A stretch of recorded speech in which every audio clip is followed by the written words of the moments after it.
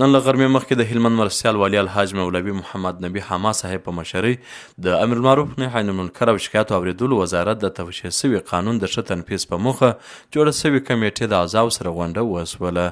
دغه غونډه چې د کمیټې اعضاو مسؤلینو پکښې ګډون کړی و د قرآن کریم د څو مبارکو آیتونو په تلاوت سره پیل سوله. مرستیال والي د غونډې موخه بیان او د امرالمعروف نهي عن المنکر د توشیح سوي قانون پر ارزښت یې خبرې وکړلې.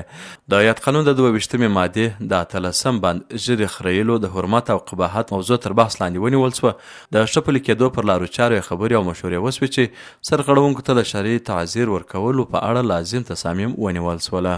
همداراز د مبلغینو اهل تبلیغ قانون په اړه خبرې وسوې چې د علی قدر امیر المؤمنین حفظه الله تعالی له لوري توشیح سوی دی.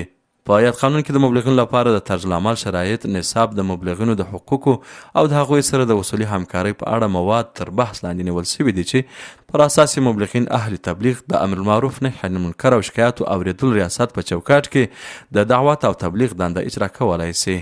د آیت قانون د موادو د ښه او په احسنه طریقه تطبیق او تنفیذ، نیکو لارو چارو ستونزو لاسته راوړنو او راتلونکو پلانونو په اړه خبرې وسولې. د تیر مجالسو د محتویاتو ارزونه وسوله، نیکې مشورې شریکې سولې او د قانون د ښه تنفیذ په موخه پر ګډو همکارۍ ټینګار وسو.